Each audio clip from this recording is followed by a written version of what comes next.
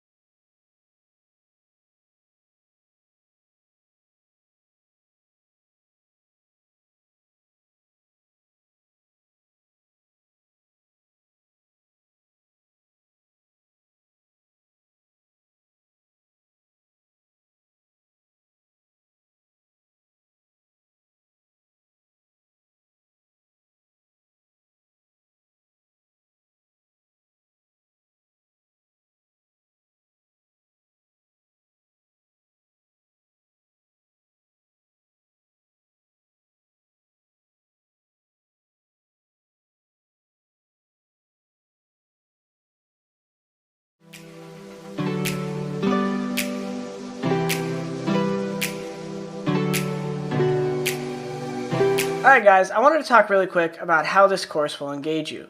So my main plan here is to take you through various sections. I'm going to take you through everything from setting up your config, physical setup like desk, desktop configuration, meaning like NVIDIA settings, color settings.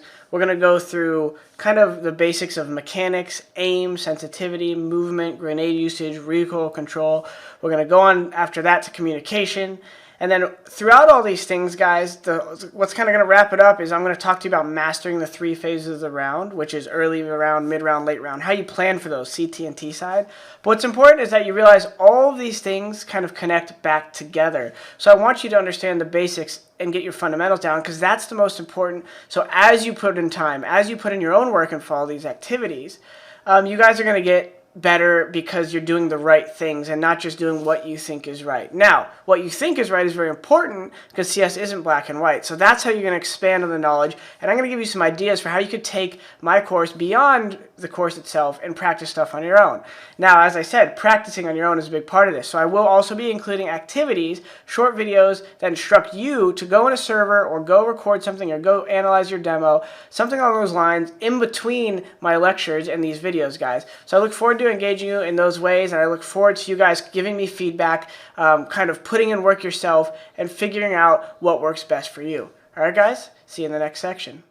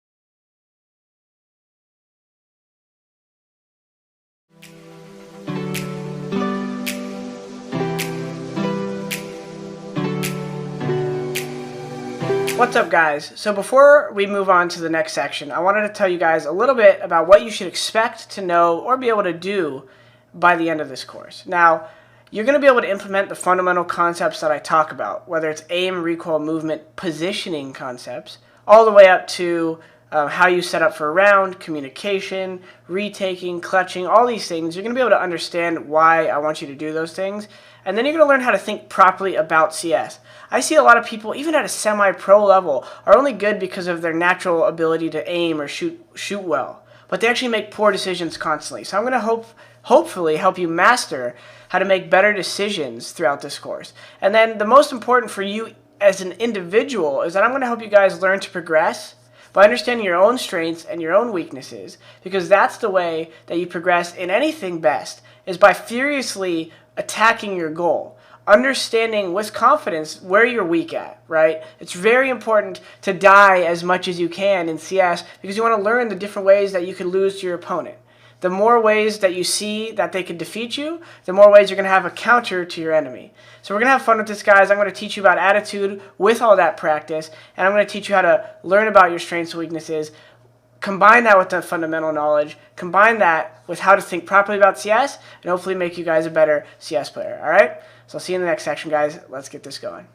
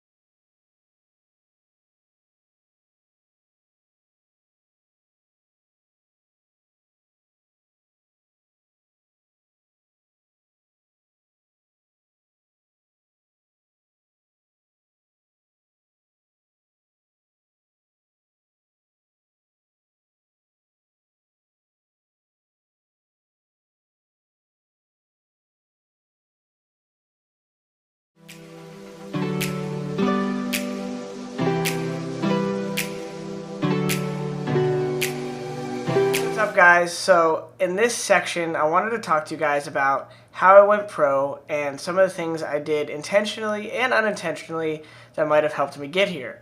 So I wanted to start off with, just the beginning. Public servers, sharing a computer with my brothers. So yes, at the beginning I have two older brothers. My oldest brother downloaded a beta of Counter-Strike and was playing with the only computer we had in the house with some of his friends. Now, this was a big part for me because I think wanting to beat my older brothers was one of the early motivations. So later in the course I'll talk more about motivations and getting better with your attitude. So that was one of my early motivations. Simple, pure, just trying to beat my older brother. I think you guys, it's important to notice that you need some kind of motivation and knowing what you want out of playing, whether you want to join and go pro or whether you just want to make a team for fun. Now, obviously at this time I just wanted to play for fun and play with my older brother. So this is consisting of me sneaking into his room and just trying to get better, just playing literally public servers back in the day. There was no matchmake when I first started Counter-Strike, and you had to use something called IRC, Internet Relay Chat, to try to coordinate with other people to play once you actually even got to that level. So at first I was just playing public servers with my older brother, playing, just literally any mod, jump maps, surf maps. I don't even know if those are out yet, but 2 vs 2, crazy maps. One of my favorite maps back in the day was DE Rats. You were the size of a rat in a giant kitchen. Was one of my favorite maps of all time. And so it was just having fun. So guys, remember at first the key to progressing is just finding the joy in CS. And then, realizing how competitive you are, what you want out of it. So start with the fun, don't put too much pressure on yourself, and then figure out what you want out.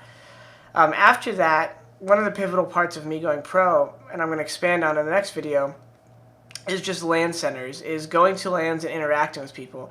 Now, depending on where you live, that might not be as viable. So at the end of this section, I'm going to talk about some ways you could approach networking and socializing with people in other ways, in the current scene. So the reason I want to bring that up is because I think it's very important to network and socialize. It's not all about just getting good on your own and just magically one day you get an offer. You have to build friendships and network and play with players at your skill level or higher if you want to progress and get better, guys.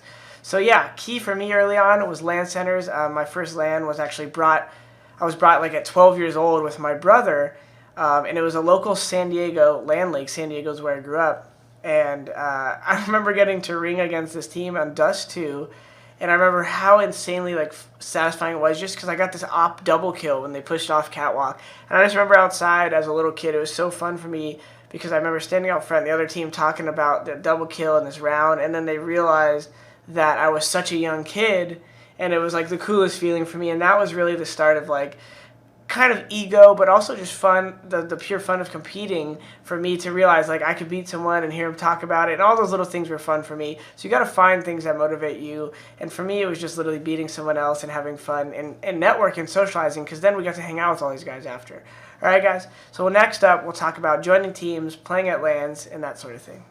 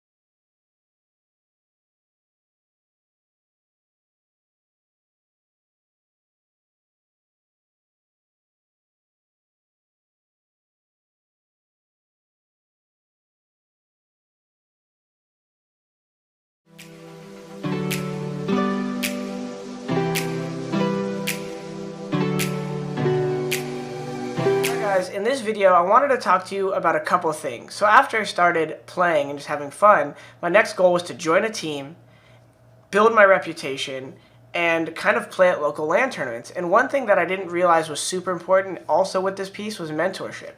So first things, joining a local team is super great because it helps you do the second thing I mentioned, which is build a reputation. And this is super important when your goal is to get on a competitive team or compete at the highest level, because you can't develop yourself as a player without acknowledging the team side of things. Not only do you need to learn how to be a good teammate, but you need to have respect as a player so that people want you on their team. Now, the way you do this in current days is you will play Matchmake and you'll network with people through things like Matchmake, ESEA, stuff like that. Now, we'll talk more about that at the last video of this section. But the key point I wanted to make here was through playing local LANs, what I didn't realize I was doing was building a stronger reputation for me as someone who could be relied on as a teammate.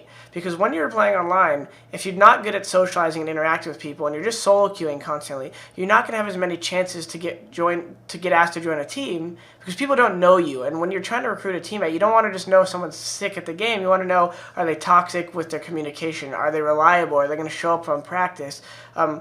You know, it makes you more personable. So one thing I'd recommend, guys, is make sure you're always networking and socializing.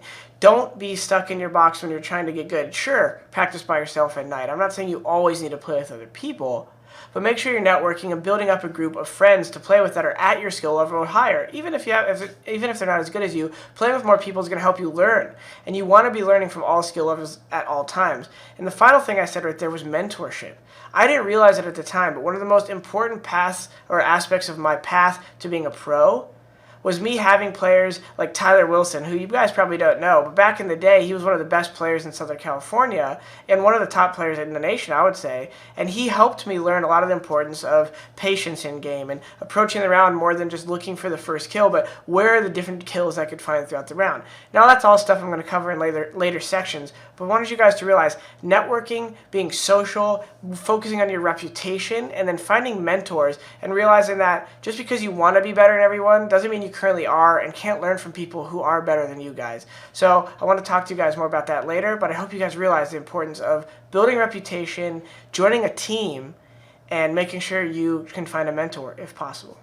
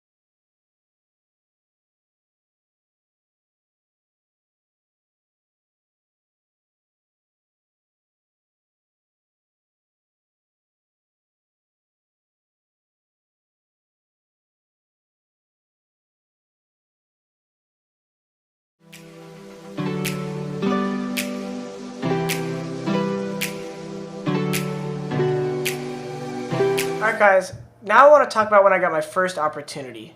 There's not always one direct route to going pro, and that's the tough thing. And one thing I'm hoping you guys will get from this course is that the key is attitude and how you approach your practice so that an opportunity like this comes your way through as little luck as possible. Now, I did get lucky because the first opportunity I got was in Southern California, but there's a lot of other players that they could have chosen from, which is why I stressed building a reputation in the previous video. One of the key things you could do is have a good attitude and network with other players at or around your skill level, at or around your region, and just get to know more people. What happened was a pro team named X3O, maybe 10th best in the country at the time, but still a solid team, had a tournament in Southern California, and one of their players was stormed in and couldn't leave their country or their city. Now these guys needed a ringer, and like I said, could have chosen from a number of players, but ended up hitting me up. This was a massive opportunity, and I think it was even on my mom's birthday, and she still drove me to LAN. Shout outs to my mom for being a big part of the reason why I got to a lot of tournaments when I was younger and didn't need to ask other people for rides. So when I got this opportunity, I realized that when I got there, my key was not only to try to play good, but to continue trying to be someone who communicated well and had good habits. The thing I learned from those previous couple years of just playing online is people tend to not like the kids who had really sick aim, but just played for themselves and maybe didn't communicate well. So what I realized is, hey, I'm going to try to be vocal, say what I'm doing, and offer up as much support as I can for other players, because I'll get my chances to shine maybe in the clutches or entry fragging opportunities, and that's exactly what happened.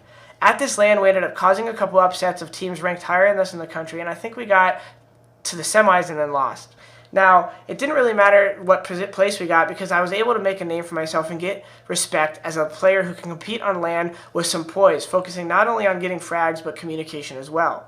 This led to my first kind of pro contract with eMazing Gaming, which was, I think, a couple $100 a month and some gear. But what that led to was my first real pro contract, which was on Evil Geniuses, which was sponsored by like Intel, Newegg, and a bunch of other companies that gave us a little bit higher salary. I forget if it was $500 or $800 a month at the time, but we got laptops, paid travel to all the boot camps. And aside from me telling you guys everything we got, the key there, guys, was your opportunity. You never know where it's going to come from, but you need to focus on building up the fundamentals, being a good teammate, well-rounded, not just the best entry fragger, but understanding why you need a lurker, why you need to have a good attitude, why communication is important. And I think I got lucky to have some mentors and to have a pretty good attitude when I was younger and focus on those things so that when the opportunity was potentially there for me, they gave it to me because they saw these things. And I found that out because they said those exact things to me after LAN. We picked you up, Jordan, because we heard you were a good teammate and a good kid who had skill.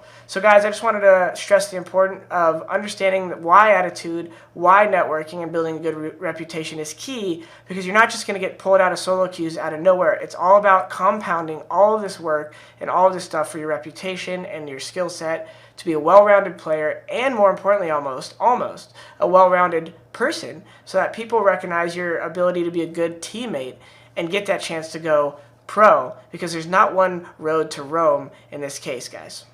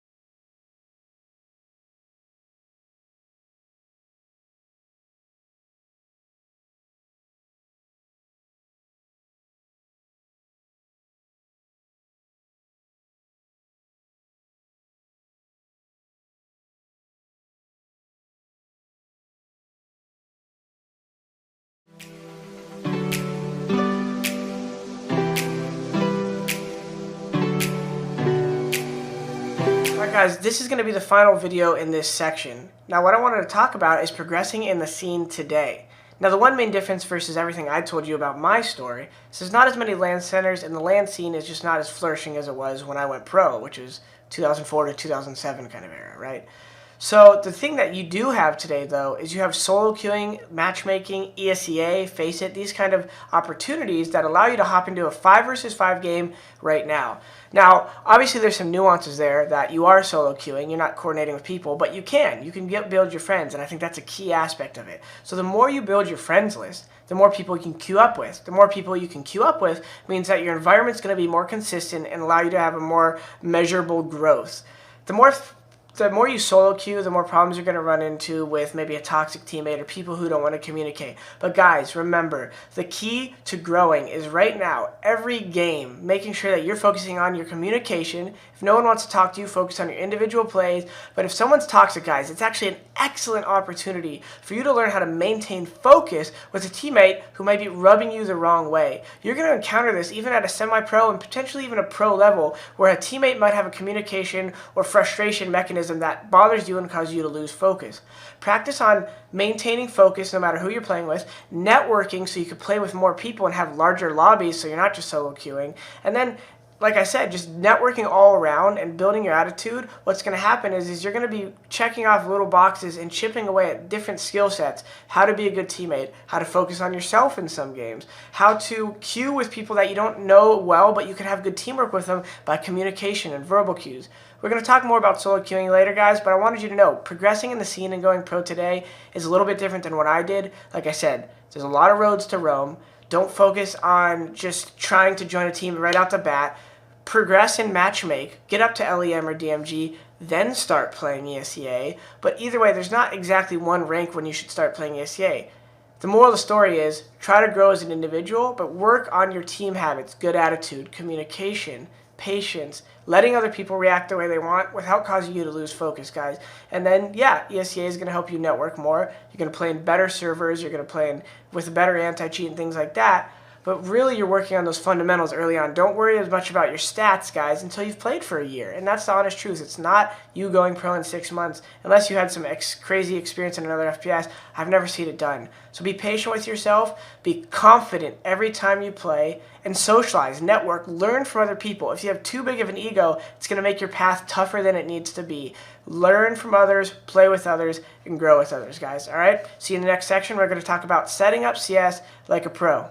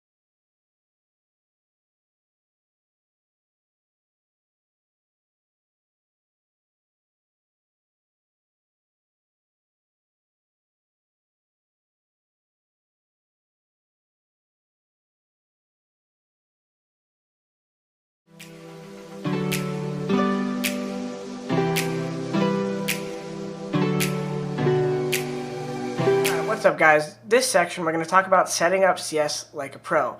Now, I'm going to tell you what settings I use and what settings that I think you should use, but some of these things and a lot of settings in general for Counter-Strike are personal preference. A lot of people get hung up on what resolution or sensitivity a pro uses, when in reality you need to find what's comfortable for you and what works with your level of hand-eye coordination, your dexterity, the way you like to sit, and those things. So I'm going to talk about out-of-game settings, in-game settings, physical setup, and then gear choices. But first, let's start with out-of-game settings and show you how I set up my desktop configuration. Alright, so what I'm going to show you first here is launch options and then NVIDIA settings. So for launch options, come here, right-click on CS, go to Properties, then Set Launch Options. These settings are meant to go into your Counter-Strike as you open it, right? So what we have here first is refresh rate. So Freq, FERQ is frequency, 240. I have a 240 Hz monitor, but you might have a 144 or a 60 or whatever. I suggest for CSGO you have at least a 144 Hz monitor. It's going to help make the game so much smoother, and it'll be a world of difference once you get used to it. Next up, tick rate 128. This is to practice throwing grenades in my own private server and making sure that it's a tick rate 128 and not 64. 64 is matchmake, 128 tick is pro servers, ESEA, Faceit. It's basically just a smoother, faster server. It's like refreshing twice as fast, something like that. I don't know the technicalities, but it's better. If you want to practice nades for 64 tick, change this to 64, or just remove the command because by default it's 64 tick. Client port 27015, I wouldn't really worry about it. It's for landing. I have a couple setups in my room here, so when I play with friends, this makes it so we can all join the same server without getting kicked off because IP, configurations clashing. Lastly, no vid is just to make it so the intro video to Counter-Strike when you launch it isn't there, so the game launches faster. All right. Going into NVIDIA settings, I right-click on the desktop to get here and click on NVIDIA control panel. In the global settings here, I don't do anything too crazy. The main thing I turn off first is vertical sync. I don't want vertical sync on. G-Sync is a whole separate thing, but I'm not going to go into that today. For quality, I just set it to quality, but honestly, guys, you could literally probably use any one of these and get away with it. This is not going to make or break your path to pro or anything like that. I turned off. I use application settings for max pre-rendered frames. Some people like to use 1. Again, preference. The other thing I changed is I do prefer maximum performance here at power management mode. And then I just turn off like the anti-aliasing stuff. Anti-aliasing mode, I let it be application controlled because I turned that off in CS, alright? Going to adjust desktop color settings, I just literally keep this stuff the same and I turn up digital vibrance to 80%. That's going to bring more colors onto your screen in the game, which I like. My brain just likes seeing it. It looks nicer, alright? Last but not least, adjust desktop color settings. Now, in-game, I use 1024 by 768, which is a 4:3 resolution. I'm not going to fully go into why. I will just tell you it's just a preference thing. I use lower resolutions when I used to play 1.6.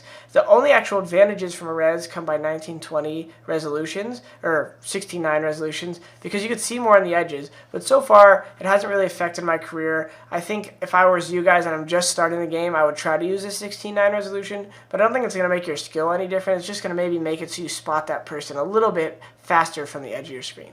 Now, full screen and override the scaling mode set by games are how you use a full screen 4:3 res. So some people when they play 4:3 have the black bars on the edge of the screen, and I do not. So this is made for me to make sure my game is fully stretched and ready to go when I play CS the way I like it. And then you have to make sure you learn these settings so no matter where you go, you're comfortable. And that's pretty much it, guys, for desktop settings. There's not too much more. Obviously, if you type in mouse, go to mouse settings. You could do your default pointer options to the 6th notch. But in general, if you're using raw input, which I'll show you in-game, it just takes a DPI directly from your mouse. I use 400 DPI. Again, guys, you could use 1800 DPI. You could use all this stuff. But there's a reason why a lot of pros use 400 DPI. It's because they used to use 6 windows before raw input existed. 6 windows meaning the 6th notch.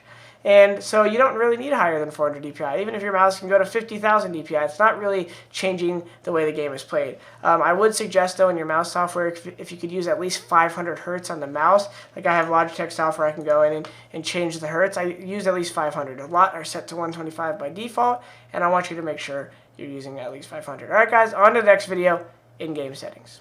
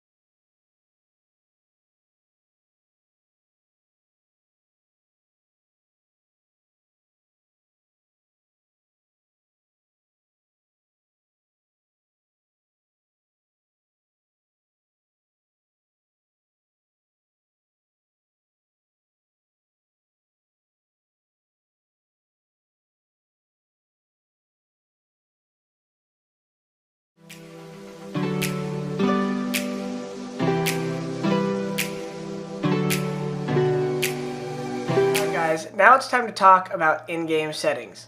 Like I said in the first video, your settings are personal preference. Now, I can give you an idea of what I use and what I think is good to use and some things you should probably do, But in the end, going pro is not contingent on your settings.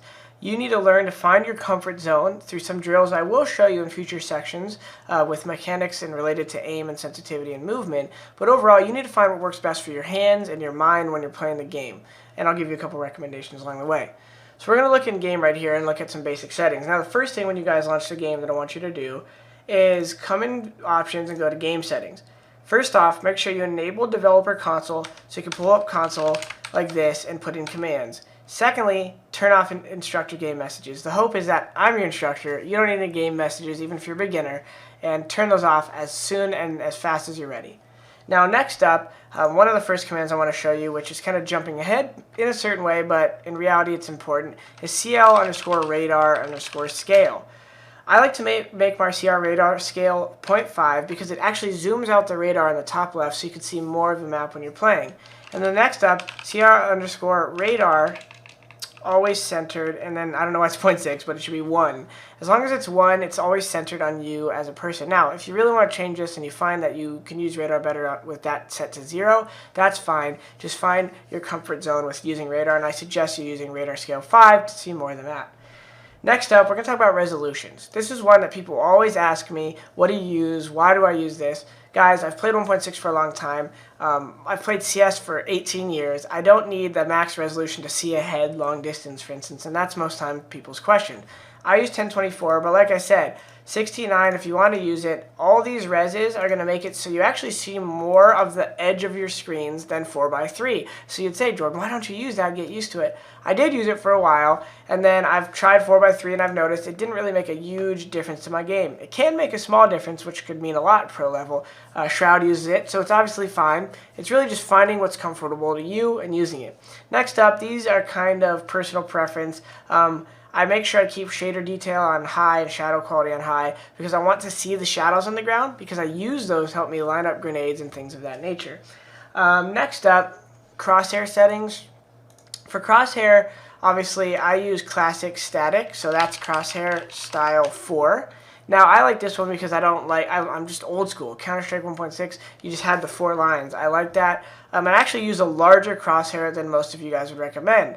My crosshair size is, and maybe I'll put a little graphic over the screen. You can see my crosshair. It's a large standard crosshair, and I'll put one floating over here somewhere on the screen. If you guys see, I use a large crosshair. Now, the reason I use that, like I said, is from 1.6. Now, my belief is that a crosshair is just meant to help you see the center of the screen. A lot of times on my stream, I use no crosshair to show people that really I just need to see the center of my screen in some form to know where I'm aiming, and whatever helps me focus on everything else as much as possible is the best, because I believe if you're focused too much through your crosshair, your aim and reactions are going to be limited to a certain field of vision. Now, everyone's going to find their own preference in terms of crosshair size, so maybe you like a really small dot, which is totally fine and awesome. Use whatever is comfortable to you.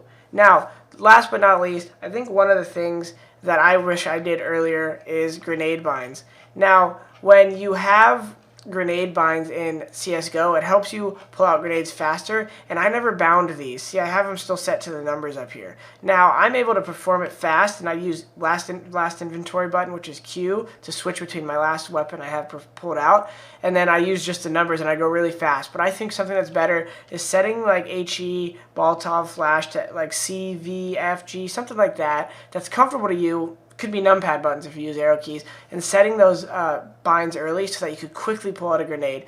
But obviously I don't use it, so it's not imperative. Guys, find the settings that you like. You're not gonna not go pro if you don't use the right settings, but you're gonna want to find stuff that you could stick to. And that's the most important. Stick to settings while you're trying to get better, so you build up that muscle memory, you build up just that comfort, and then if you get really good, you can tinker with some settings.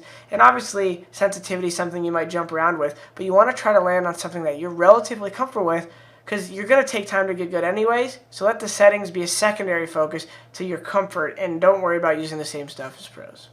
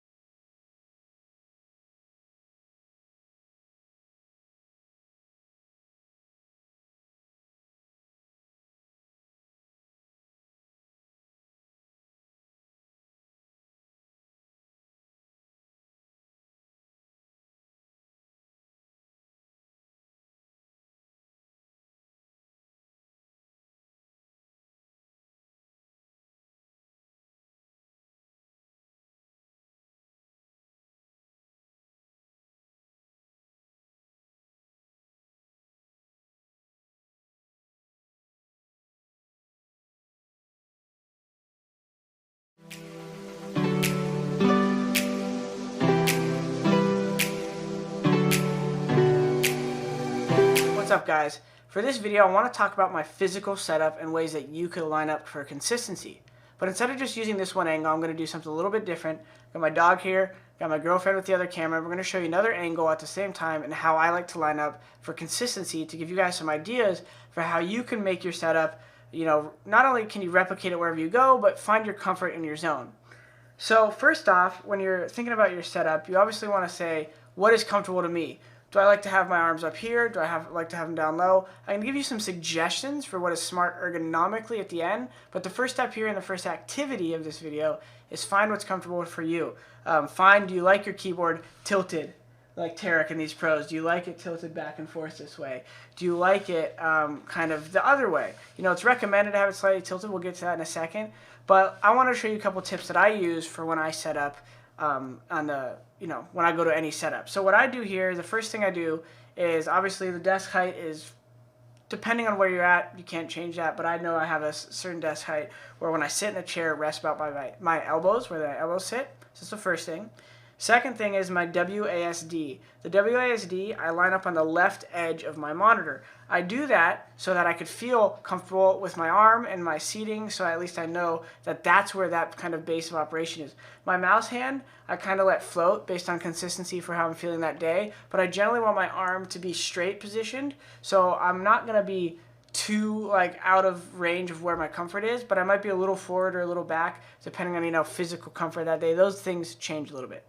Next up, the next drill you can kind of do is the iPhone drill or whatever phone you have at home. Once you find what's comfortable you, take your phone. I know my iPhone's roughly 3 distances away from the monitor when I'm in match setup. So I do 1, grab my finger, 2, 3. Find whatever phone you want. I have a couple different phones. Find the phone that you want to measure with or any object that you bring to land with you and measure. And then I know it's a little bit higher than my iPhone off the table when I set up. So these things help me know and help me get as close as I can to the same setup. And then even at your own home setup, just when you sit down every day, sometimes your keyboard shifts. Maybe you're eating while you're gaming. I know all you guys do that. You just want to find that consistency. So go try that right now, guys. That's your activity of this video. Go find your setup. Create some consistency for looking where does things line up. Maybe your WSD doesn't line up on the left side. Maybe your control lines up with the left side, or your tilt lines up. You get the point, guys. Find your own lineup so you could recreate it. Lastly, ergonomics. So, recommended to me by Dr. Levi Harrison, the hand surgeon, you guys can look him up on YouTube, was a slight tilt in the keyboard that helps for the wrist, to have your back upright, to have your elbows resting, so when you're playing, your elbows rested, and to not be kind of too hunched forward. So slight tilt in the keyboard, have your elbows straight on at the WASD in the mouse position, and have your back upright, and try to get that center point in your chest as high as you can. It might not always be easy to keep this position, guys. I know we all get a little bow on our shoulders, but do your best to try to get a little bit more ergonomic and save your long-term health. Lastly, I'll throw in a quick tip. Some of these stretches, guys, you could do will help with gaming. This is not really part of the video, but I just wanted to throw this in there at the end. Stretches, always keep your arm extended if you're going to do stretches. 2 I like are this one here, pulling back. Do it for like 20 seconds. Do it the other way. One is keep your arm extended, put the thumb across your palm, close it, and then point downward. That's going to get across here. Again, Dr. Levi Harrison on YouTube has a lot of great videos. So anyways, guys, go find your setup, find your comfort, and create the lineup for consistency right now, guys. All right? See you in the next video.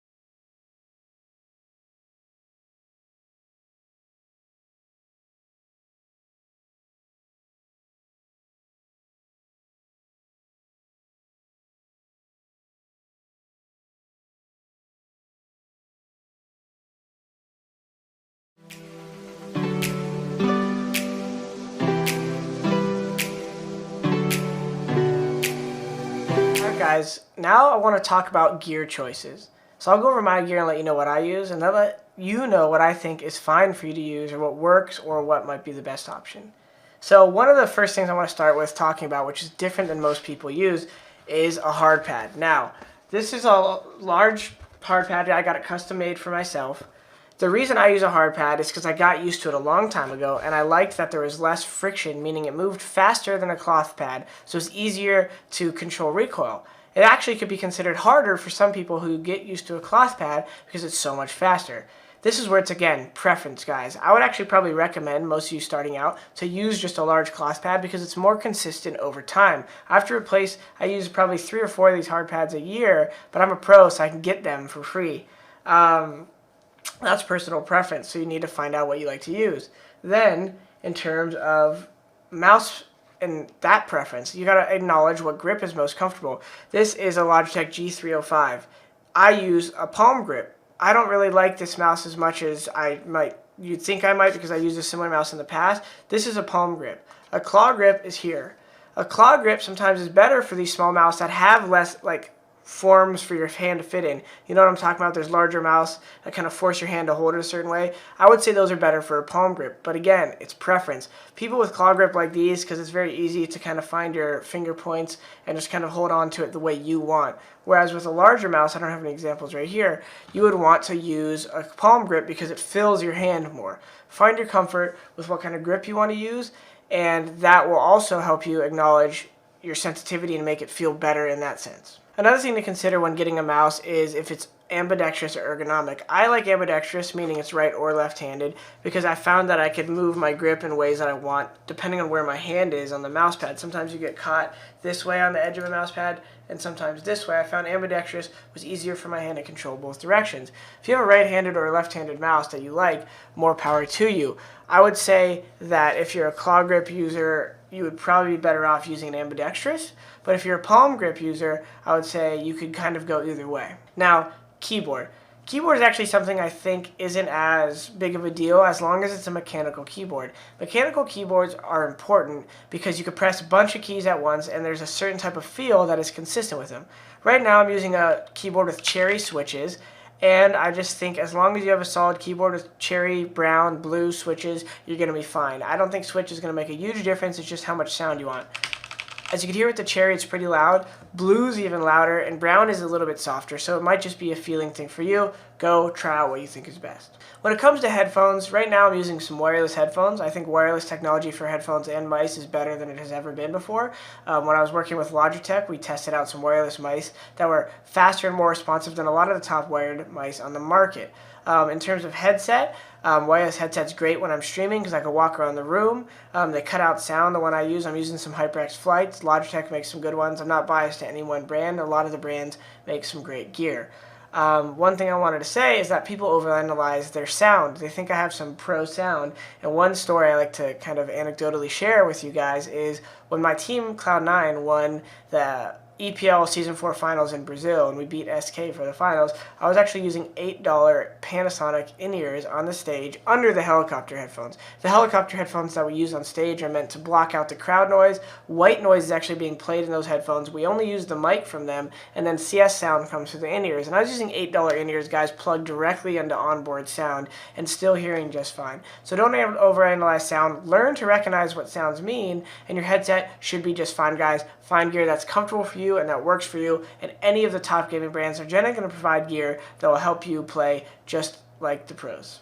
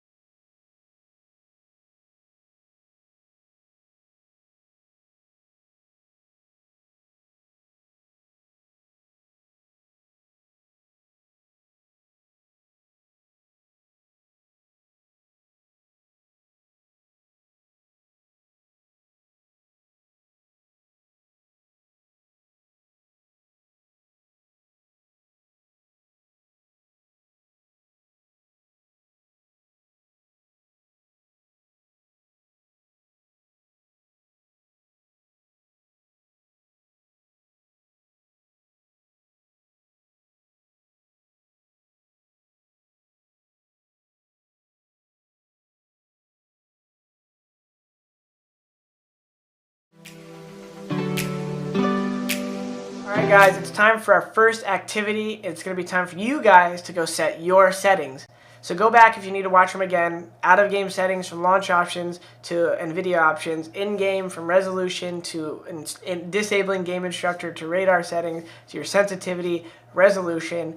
And then go to physical setup and let's line up your keyboard to your monitor. Find things that line up with the way that you're already comfortable. And then of course, if you guys can, take into consideration the ergonomic suggestions for your health and your posture that I suggested. And then let's tie all these together, guys. And even if you need to make some adjustments, this is about finding consistency for your game for the long term. So find what you already like and then maybe make some tweaks now if you think it's early enough in your career to really build a comfortable setup that you could recreate no matter where you're at.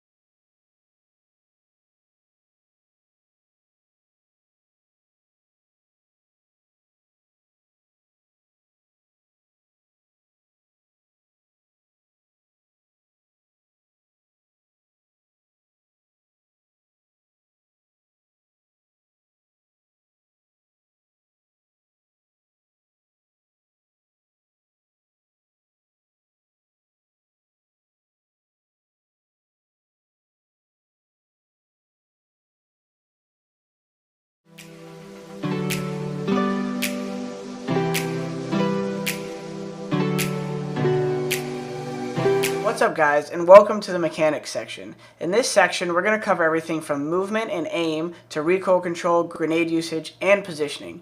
Now, in between each lecture, I'm going to be presenting to you guys an activity that relates to these things, and they're going to try to hopefully wrap everything into each other. So when I go through this stuff, try to follow it in order and then complete these before moving on to the next actual section. So let's get in game, guys. Let's have some fun and make sure you guys stay engaged to each one and complete each one as we go along. All right, guys? Let's do this. Keep it up.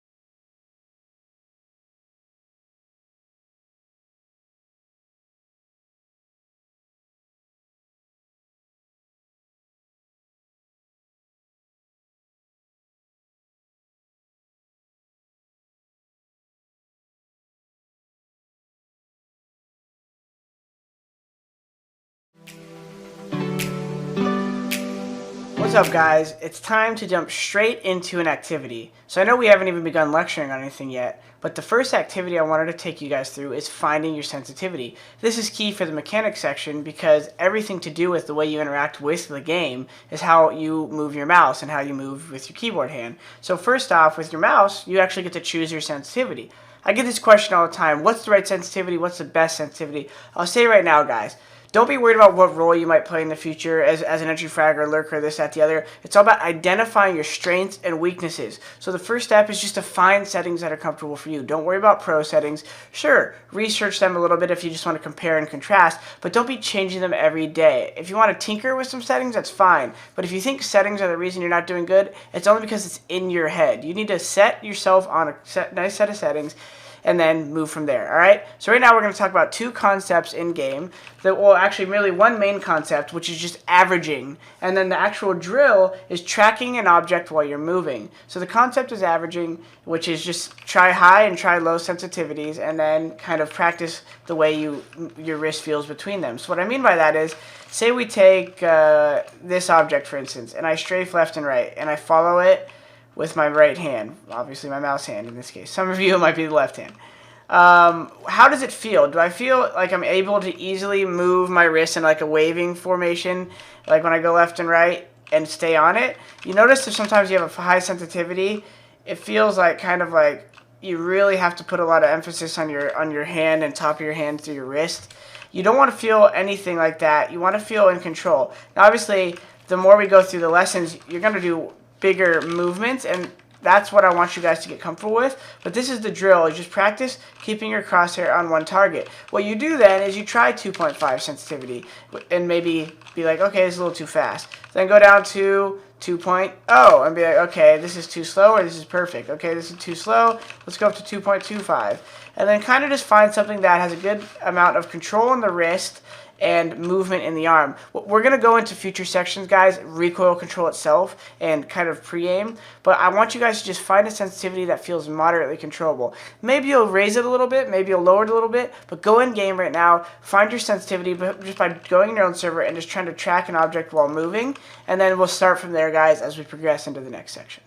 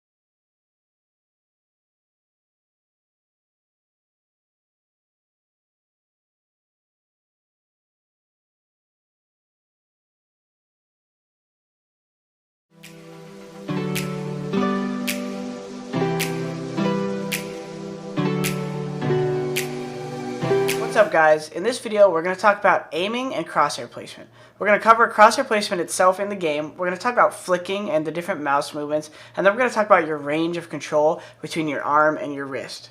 So I'm going to jump straight in game and start talking about crosshair placement first. A lot of times people ask me about aim and they always want to know, like, how do I hit more shots? Well, the first aspect of hitting more shots is actually being able to put your crosshair on the enemy. So the first thing I want to talk about is crosshair placement and being logical.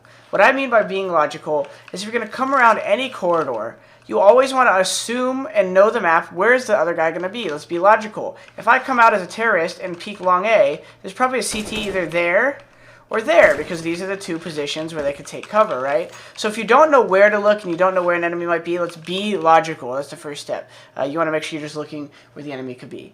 Next thing is knowing the depth. How high or lower are you aiming with your crosshair? Now, if there's if you're going to aim for a headshot right here, that's fine. A guy might be walking into the door. But when you peek long A, you don't want to come out this high with your crosshair, because if they're ducking, they could obviously be below your crosshair, and that split second of adjustment could mean the difference in the damage you do and the kill.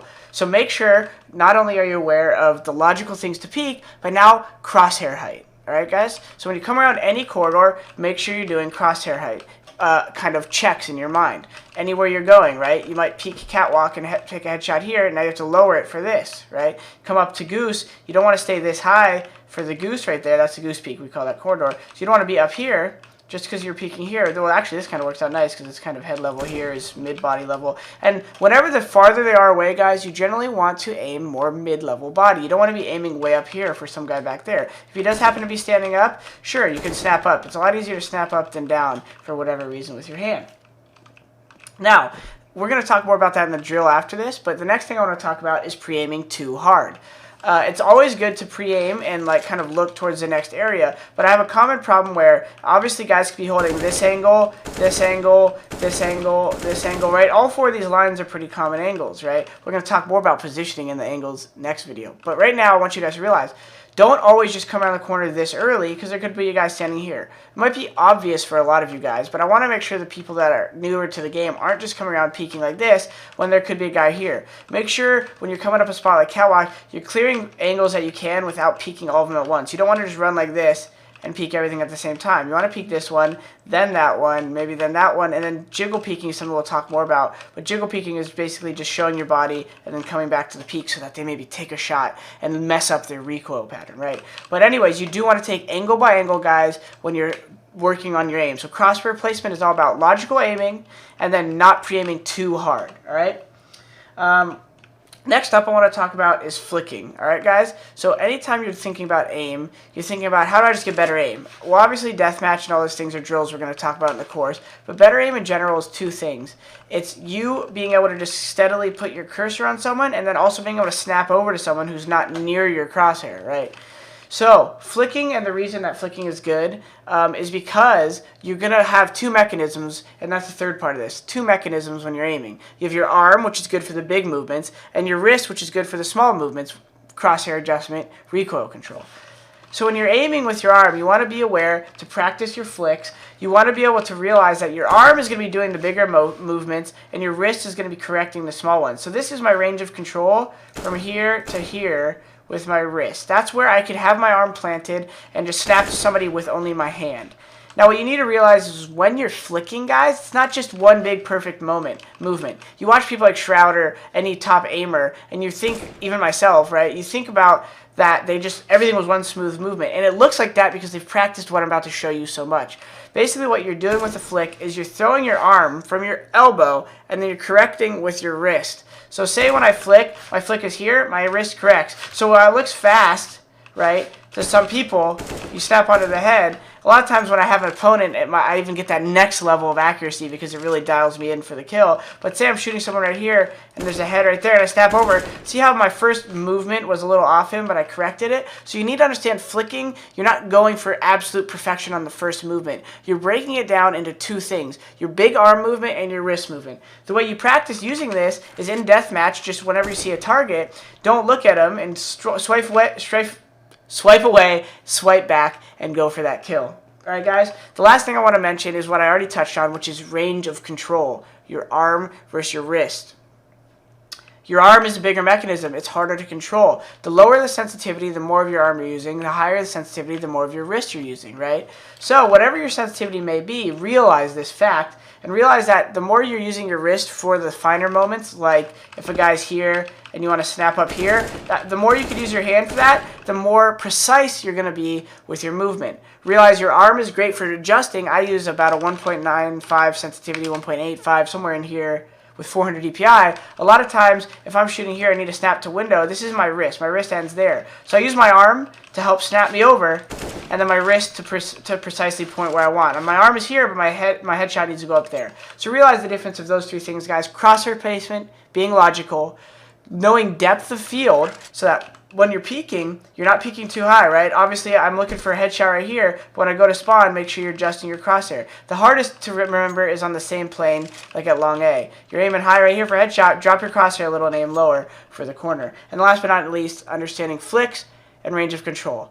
If I moved a little too fast through that, guys, don't worry. Follow the activity right after this, and we're going to talk about more aim tips and tricks.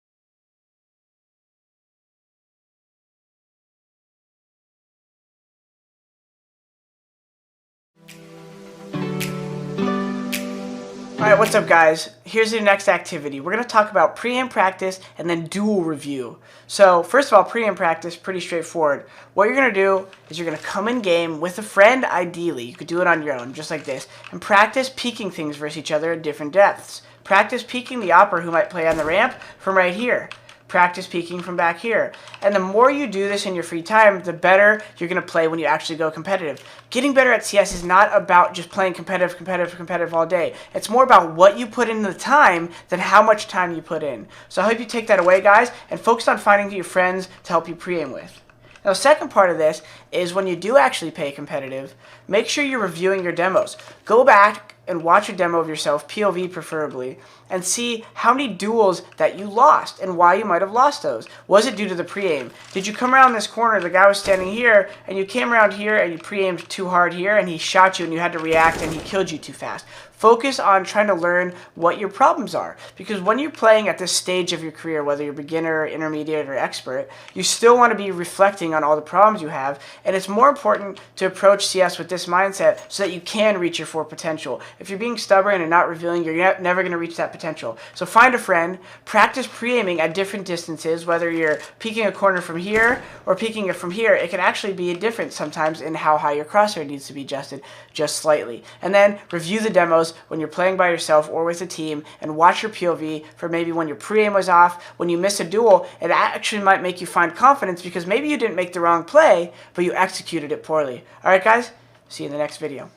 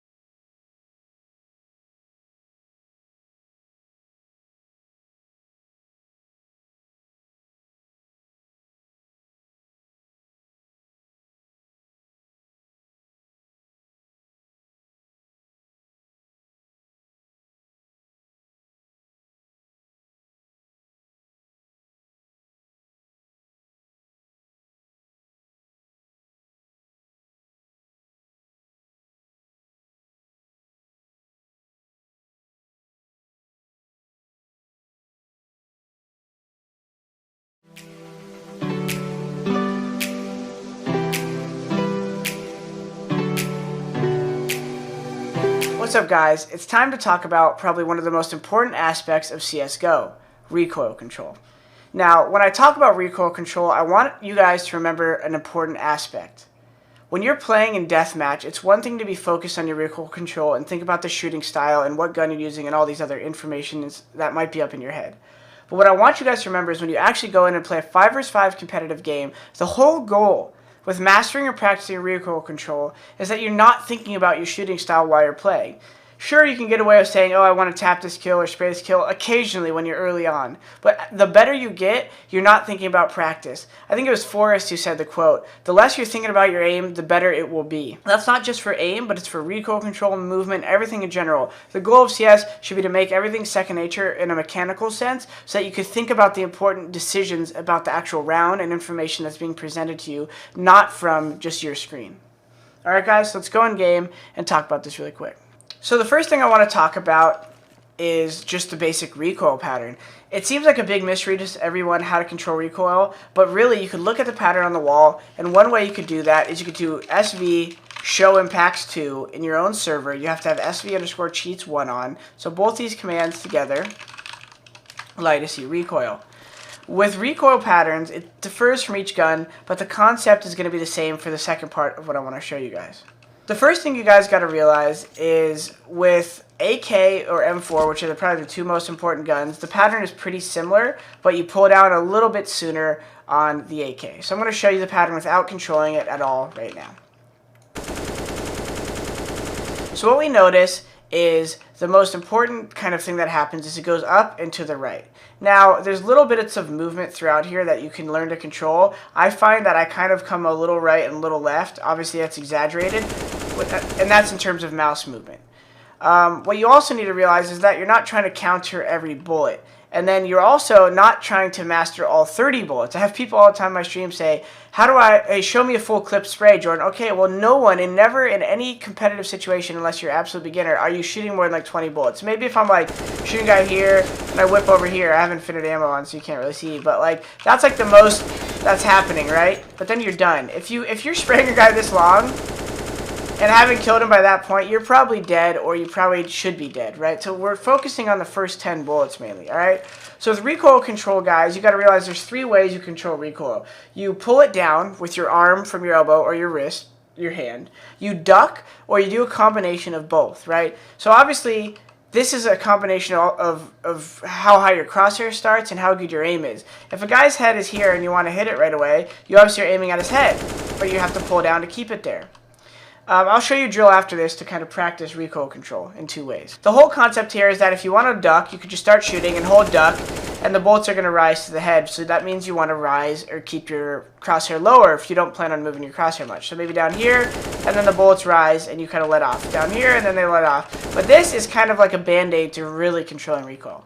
The next method, without ducking, is controlling it with your wrist and your arm. So what happens when you control recoil is you're pulling your forearm back a little bit, right? You're pulling your mouse down with your forearm. Depending on your grip, whether it's claw or palm, if you have a claw grip, you have a little less room to pull back with your hand. But if you have a palm grip, you can kind of pull your fingers in to help control the recoil, which is what I do. So a lot of times this will be just with arm, but when I use hand, it's also about how much pressure you apply. So you're not just pulling it down, you're applying a pressure downwards against the table and then pulling back at the same time. So that it's right now, I pull down, but I'm applying pressure, right? If I just pull down, it's going to follow me down, right? So it's about finding that balance with how much you pull down and applying pressure on the mouse. So you're applying a little bit of pressure and pulling down, and the whole goal is you keep it at a perfect kind of x-axis. Y-axis? Vertical axis, we'll just say that. So that the bullets aren't going up and down. Part of the drill I'm going to show you after this is relating to that. Alright guys?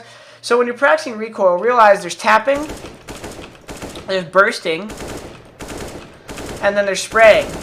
You'll see me spray a lot in close and medium range because I just believe as long as you can control it, it's the fastest way to kill someone. If they're a headshot spot like this, I'm going to try to burst them. But if they're right here a lot of times, I'm actually going to just spray that person down because I'm very confident in keeping my bullets batched in a central area. Alright, so now that I've talked about ducking and standing recoil control, ducking is where you're not moving your crosshair as much. You're just starting your crosshair lower and letting it rise when you duck. And then standing is when you're controlling it mostly with your arm. You can now combine the two, which looks like this. You kind of have your crosshair mid-level. You start shooting, then you duck, and you're pulling down. That's a very common method among the pros when you're committing to a fight in the open. Now, when you're playing off a corner like this, you're never really just going to stand and spray too much unless you know you have the jump on a guy and he misses a shot or something. A lot of times when you're near an object, the concept is shooting bursts to do damage and not take as much yourself. And then recoil control with spraying is fully open when you're in the middle of the open. Once you're here, you're not hiding and the guy peeks you. That's where a lot of times pros combine the standing and the duck. Alright guys, the final thing that I want you to understand is how movement affects recoil control, which is you have to learn to stop with opposite strafe. So, anytime you want to move and stop and shoot somebody, if you try to stop too fast, or not fast enough and shoot before you stop, what's going to happen? Your bullets are going to mess up. So you need to practice hitting the opposite strafe when you're moving. So right now I'm holding D, I hit A, and then I start shooting. I'm holding A, I hit D, and I start shooting. Holding D, I hit A, I start shooting. So this drill I'm going to show you after, we'll play into that, guys, but realize that you have to stop moving fully when you start shooting. Alright guys, I hope that helps with recoil. Realize that you're not mastering every bullet of the pattern. You're just getting the feeling down in your forearm, how it feels in your hand for the small recoil. You're combining that with your range of control, so how much you're using your wrist. And then you're realizing you can use ducking as a mechanism, but you want to practice these separately, which is also part of the drill you'll watch right after this. Also guys, I wanted to give a quick mention. If you feel like you still have some questions about recoil, feel free to YouTube it. I'm not the only one who's done videos on this stuff. I've actually have done videos, and you might find some separate information there. So feel free to Google or YouTube Nothing's recoil control videos on YouTube, or other instructors. You might find some good information out there, guys. The key here is to practice, review, and just keep that process up until you really finish and build that muscle memory so you don't have to think about recoil while you're playing.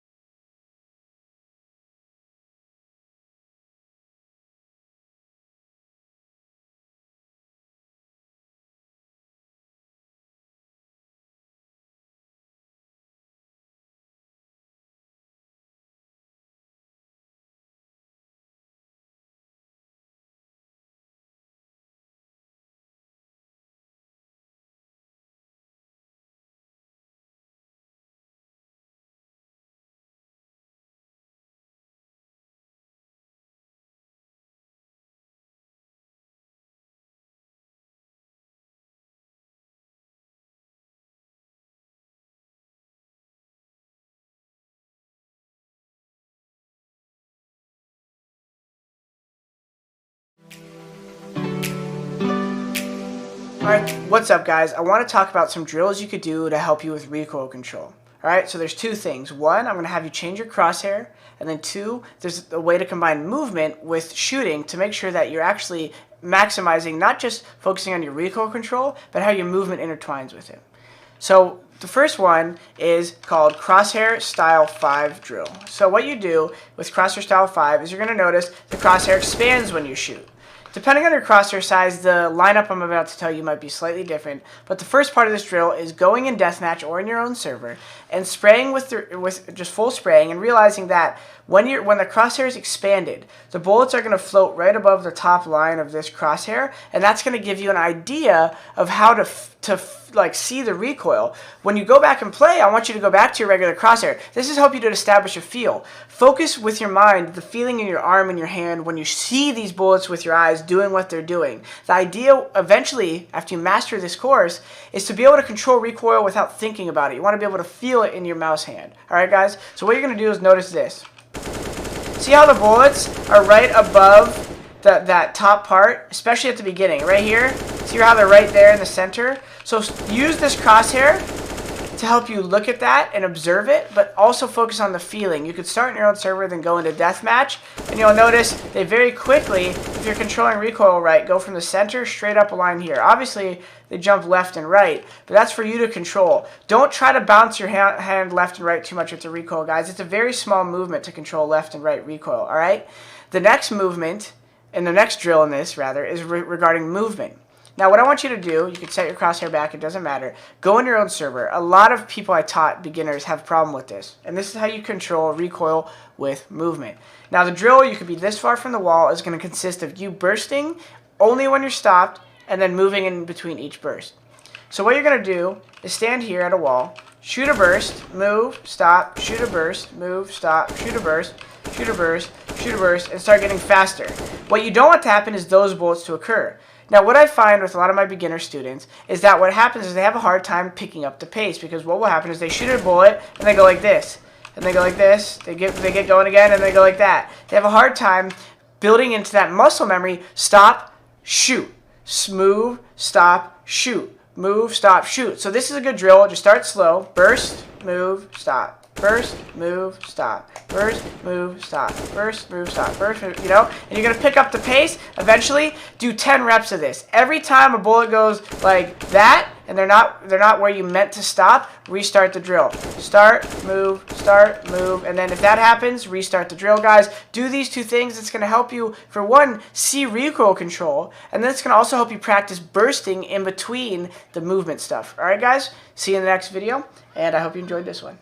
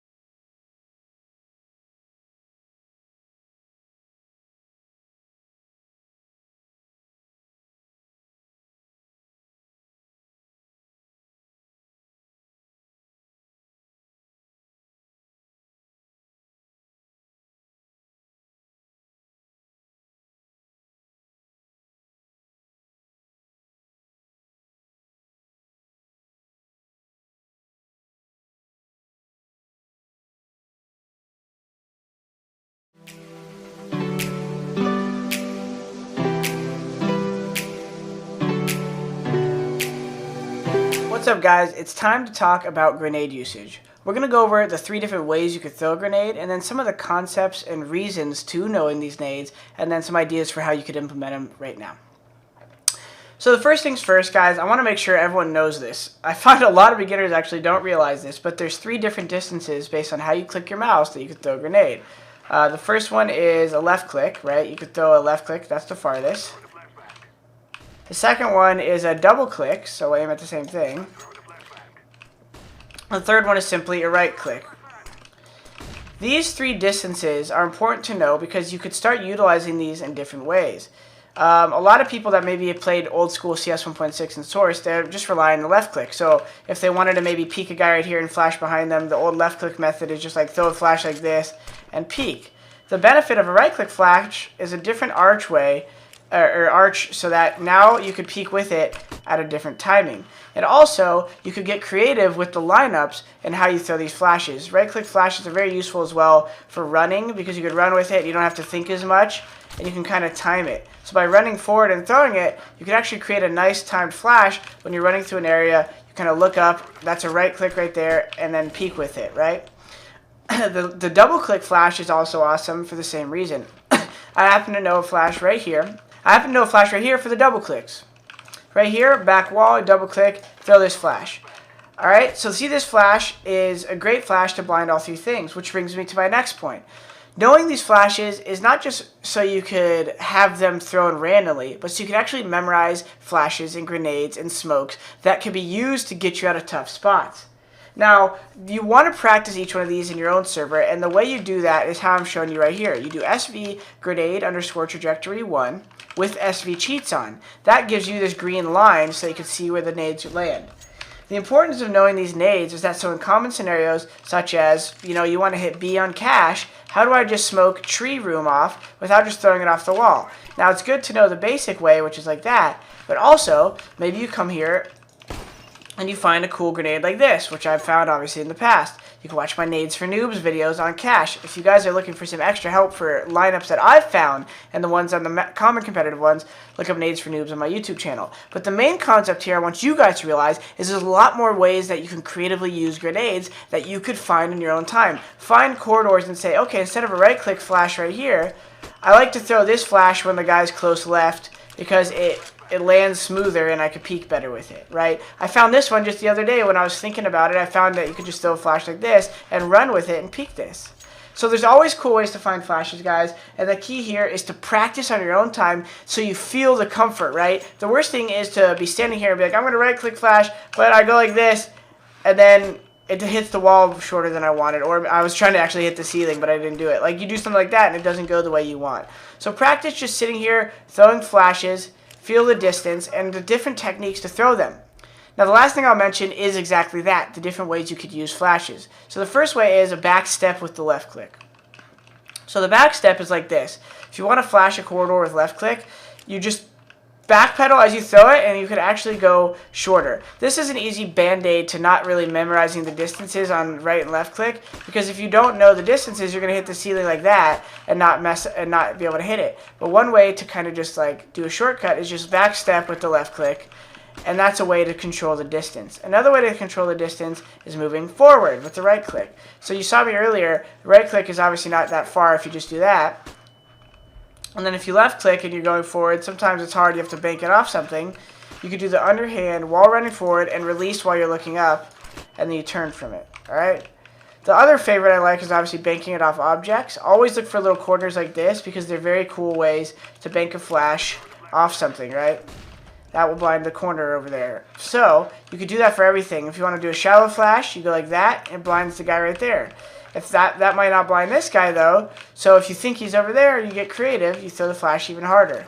So spend time throwing these different flashes, left click, double click, and right click, and I promise it's going to help you have more solutions than just your sick aim in getting out these scenarios, guys. And you're going to become a better player. Increased game knowledge combined with increased mechanics and all this other stuff is going to increase game sense, and you're going to actually become a better player. So don't always just focus on hitting DMs all day. Focus on spending time in your own server, going over nades just like I just showed you.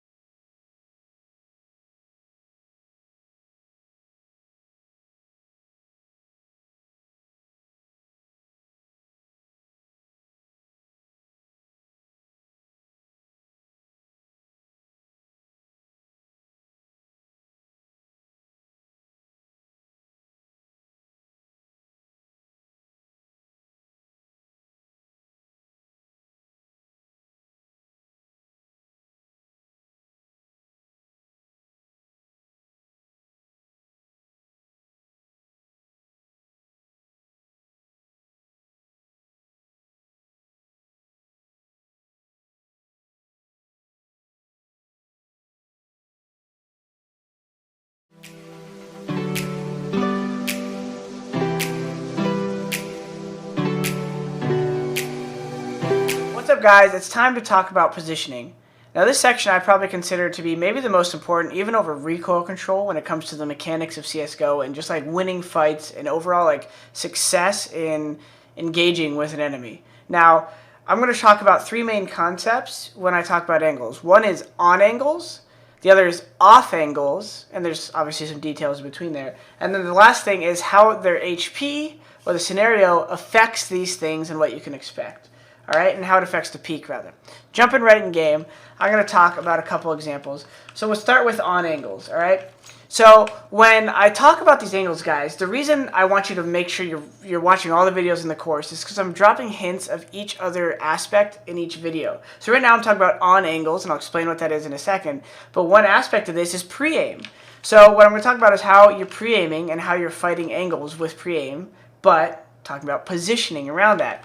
So on angles are the most common angles anyone peaks when going into somewhere. So if you're going into middle, an on angle would be something like that. Like this is obviously a common angle someone could hold. The on angles are the first angle you see entering any room, and then any obvious like corner or hiding spot, right? So an on angle coming into mid right now would be here. It would be there. It'd be there, right? This is kind of an off angle. I'll explain that in a second. There, right? Any obvious like corner. Now this one right here is actually kind of an off angle, but I'll tell you in a second. It's called like a flush hold, a flush angle, because it's flush with this box. The word flush means like in line with, right? So we'll stick with on angles for a second. Anywhere you go, on angle is where you should expect someone to be 100% at like when they're spotting especially. So spotting is just like they're not trying to kill you. So this is an on angle is right here, right? This is an on angle, right? So these are areas where you're expecting someone to be holding because they could strafe away. They could get the kill and they could strafe away. They can get the kill and they can strafe away. An off angle is anything in between that. So if this line is the two on angles, off angle is anything in the middle of the pie. Now, obviously, this is technically an on angle right here when you peek. So you could say like, this is an on angle, that's an on angle, that's an on angle, because if you're coming up the stairs, people might be holding right here. But anything in between is an off angle. Now, when you're playing the defensive position and you're waiting for someone to peek you, and you want to frag them, an off angle, aside from sniping, right? That's the nuance here. When you're using a rifle and you want to frag someone, off angles are generally your best chance at beating them to the reaction of the shot, right? So if someone comes in A main right here, if you're holding that with a sniper, that's fine. If you're holding that with a sniper, that's fine. But if you're holding these two spots, the T's should have a chance at pre-aiming you there and pre-aiming you there and killing you, right?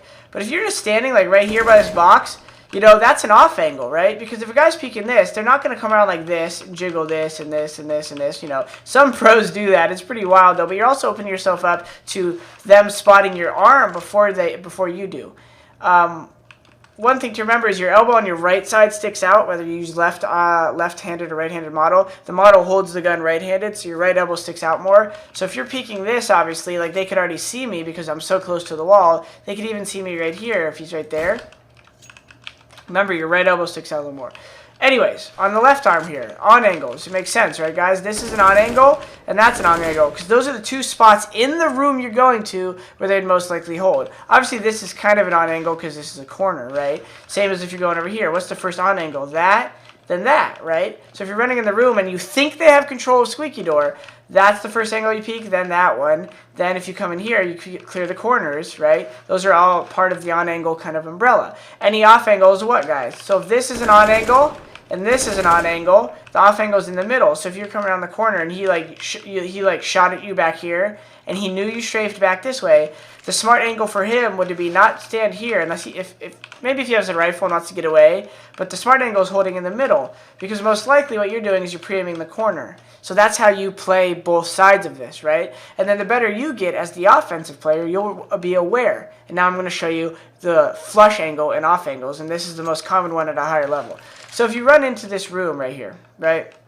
One form of an off angle is a flush angle where you don't have cover. So the on angle running in here is basically the only places with cover would be like right here, right there, right there, right there, and then the on angles are the corners, obviously, but those aren't what we're talking about necessarily. So by on angle, right, we know what we mean, guys, right? The guy could be holding here, strafe away. You'd be holding here, strafe away. You'd be holding here and strafe away. The off angles are obviously anything in between that. So if this is on an angle, that's on an angle, that's on an angle, that's on an angle. There's not really any off angle right here that's not going to be close to your crosshair, so no one will really play there. So the next off angle they're going to play, and this is the flush angle, right? So this is the flush angle, is in here. A lot of times pros will use a flush angle because what will happen is they assume that the other person is coming in right here and they're going to jiggle peek the on angles because they know at a higher level that they want you to shoot. So they want you to get a shot off right here. And then they'll know where you're at, then you're forced to hide and they can gain ground on you. So it'll look like this. Like jiggle, he shoots, and now you're coming up here. Now you have the advantage in the sense that it's easy for you to have your crosshair placement. You're the one peeking in him. Now, like I said, opping's different. We'll get to that next. So a flush angle, guys, is when you're very confident, you want to go for the kill. You stand somewhere like this, flush with the corridor, and they have to be very good. Now, the better players you're playing against, you'll come slightly off the flush angle. So let's give another example of a flush angle. Say it's an after plant, and the T is an A main. The bomb's planted right here, right? That's a good throw, right on that corner, right? If the CT knows the last guy's A main because like maybe he peeked out here and killed a guy, and then he's hiding here. A lot of people will expect the flush angle. So if the CT, at a higher level rather, as the CT is running in, he'll peek like this, right? So what you do is you come straight off the flush angle. So instead of being here, you peek like this. But even these are kind of tough because this guy, if he's good, will keep peeking every like quarter angle. And that's what a good player does. And that's how you peek in a tough, when you're in the offensive, you have to peek the quarter angles. You don't just peek here and then expect him to be over here. Even though this is the angle he's holding the bomb from, only like beginner players are going to go straight to this angle. So make sure when you're fighting people, if you really want to fight, you go to each quarter angle, and that's how you maintain the advantage. And if you really want to juke him, what you do is say you get contact with him here, and you think he's going to hold, is you peek right back into this angle, because what's going to happen is he's going to peek you here. And then as he sees you strafe away, if you don't kill him, his crosshair is going to go like this, right? So in that moment, you strafe, you re-peek, his crosshair is already trying to lead to the next angle, but you re-peek right here. So it's like, boom, you shoot, re-peek, he's expecting to be here, but you're already here. So you go like this, strafe, away, back, fire. Because you know he's coming to that next angle. So you're here, you fought him. You know if you strafe here, he's going to try to meet you at this line. So he's going to try to pre-aim into this line. So you pretend you're going that way. You shoot at him, cut out of vision, stop at this line, re-peek right away. And then now you're getting the advantage, and that's what's called peeker's advantage in CSGO. Because of the physics in CSGO, the person who's moving kind of makes it hard for that first bullet. Like, say this is the left edge of him. It's hard for you to, like, react to the left edge of him when he's peeking, when he's moving. Standing still is different. That's why it's called a peeker's advantage. The person who's peeking into this guy has a slight movement advantage with the hitbox and the way CSGO works. So I hope that makes sense to you guys. Off angles, on angles, and everything. On angle is the angle what, guys? That you expect them to be holding. You come at A main, it even works with longer distances. What's the on angle? Here, here, right here, right? And then truck. Those are the three places that they could play where they have cover. That's how an on angle is defined. They have cover from the angle, or it's a corner. This is obviously an on angle, right? Everything where they have cover off the peak, court fence right here is an on angle, on angle, on angle. On angle, on angle, on angle, on angle, on angle, on angle, on angle, on angle, right? There's cool pre-aim maps, you know, I don't know what they're called now, pre-aim maps and warm-up maps where you can retake sites. It's a great way to practice your angles and your positioning peaks. And then on the defense, guys, flip everything I just said on its head. Right? If you know this guy wants to peek off of you, peek a little into him, then hold, and then peek into him. Peek a little into him, then hold, then peek into him. That little hold in between is going to counter his re-peek so that you're ready to react right away. So you're not just falling into the wide, wide, wide, wide peeks. Alright guys, I hope that makes sense. The last thing I want to mention, even though this video is going on a little bit, is HP. Anytime there's an opper or someone with low HP, the easiest thing to do is jiggle peek them because that's how you're going to get them to identify their spot. There's an opper quad or a low HP guy quad. Jiggle peek, he shoots. If it's an M4, you swing because your teammate said, hey, he's low quad. The only way a guy kills you with low HP is if he outshoots you right away. So if you just peek into someone right here and he has low HP and just headshots you, you die. But if you get the low HP guy to shoot at you, that's why sometimes you'll see pros go like this. They'll just shoot a bullet to make your trigger finger, who might be tense with low HP, fire. Then you mess up his recoil. He has low HP, fire, re-peek. Fire, re-peek. Same thing for an opper. You think he's holding this angle, come up close. Right here he can see your foot. right? He could see me already right here because I'm close to the object. So the way you jiggle peek, and I guess this might have been one of the most important things of jiggle peeking, is you get close to the object. You don't jiggle peek back here. You stay close to the object, guys. Jiggle peek, he sees your arm. Shoot, that's a jiggle. Jiggle. He shoots, you come out wide, now you're the one holding him. Now with an op, you still might be hard to kill the guy, but you get my point, guys. I hope you learned. Guys, feel free to ask questions. Hit me up here or on Twitter. I should have a contact in the course. Otherwise, Twitter at nothing. My email is nothingtv@gmail.com. Ask questions, guys. Get involved. And I wish you the best of luck with your on angles and off angles.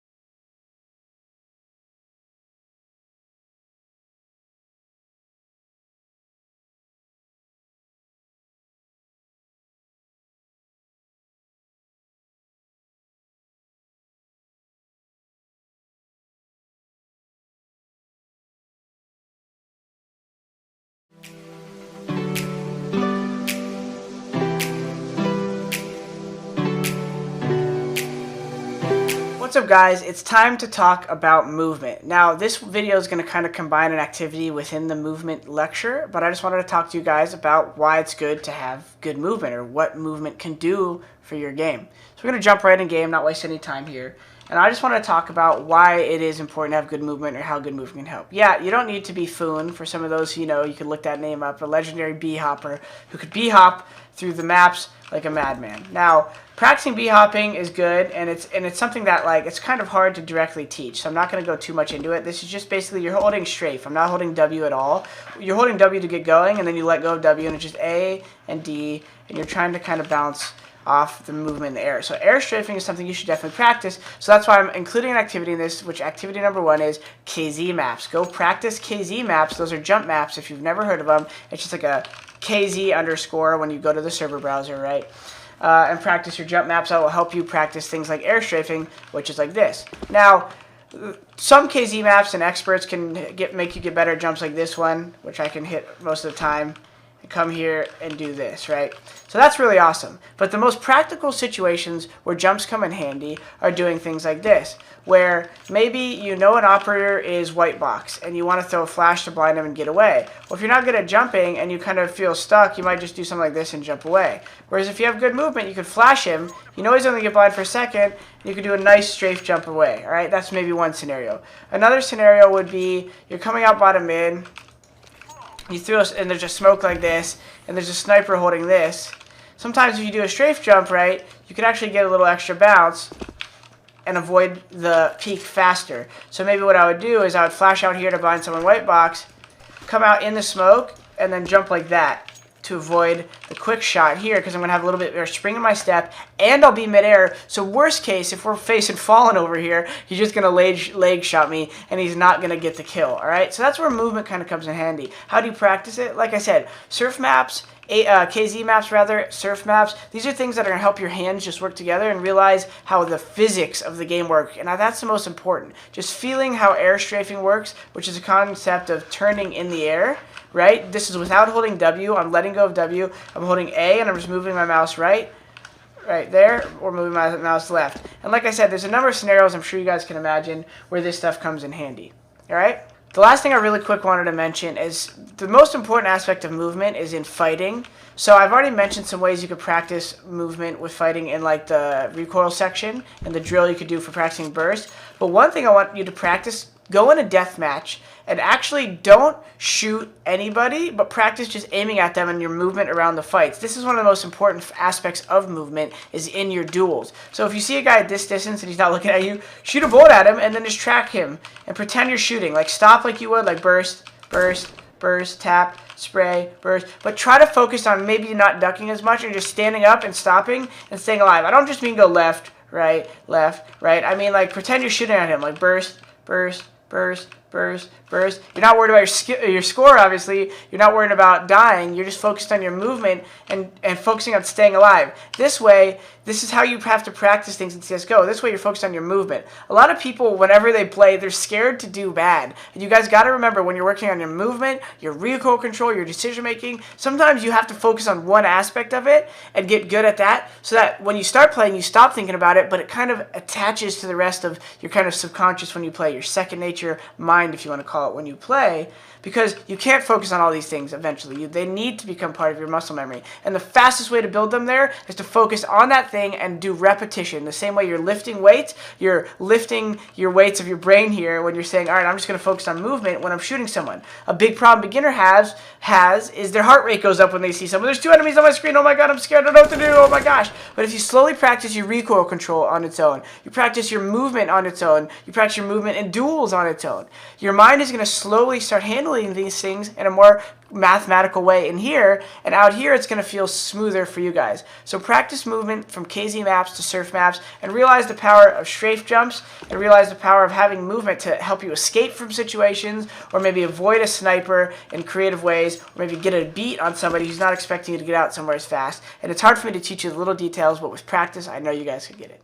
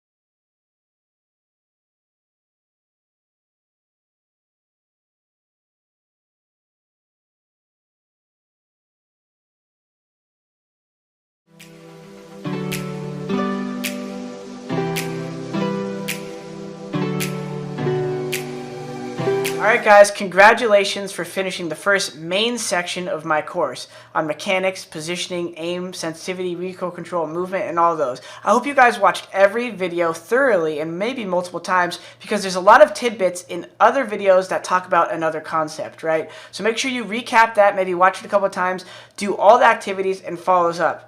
The next section, we're going into communication. This stuff is really key, even if you think, hey, that's boring, I just want to focus on fragging everybody. Communication is key, guys. You're going to get a lot more kills and play a lot smarter if you understand how you can communicate better and what to expect of your teammates, guys. All right, I look forward to seeing you in the next section. Let's get this going, baby.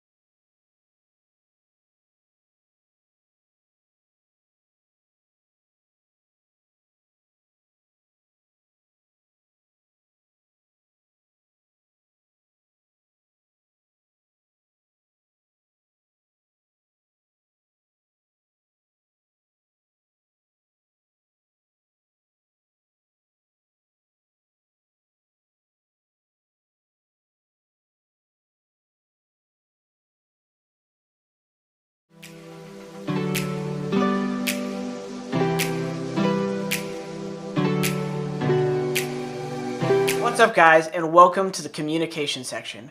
Now I know this isn't one of the most exciting topics when you think about recoil control, movement, aim, positioning, all that fun stuff. But what you gotta realize is good communication, whether it's from you or your teammates, is gonna lead to more round wins.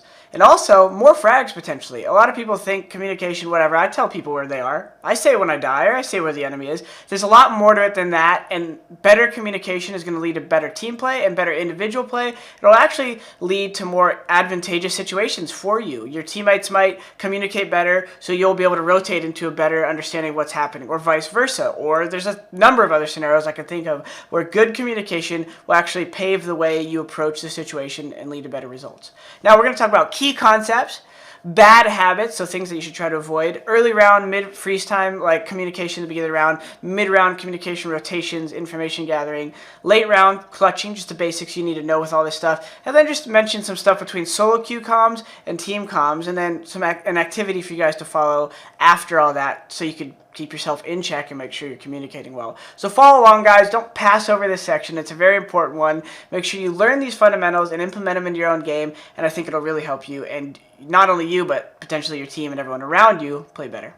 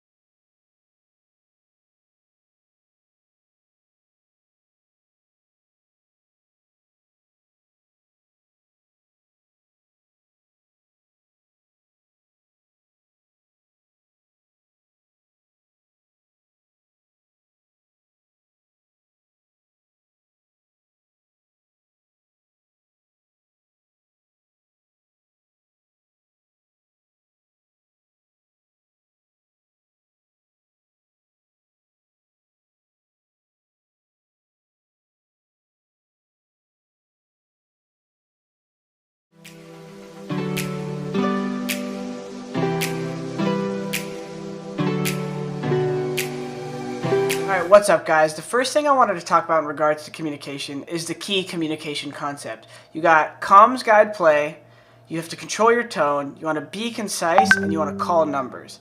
So the first thing, what does it mean by comms, guide, play?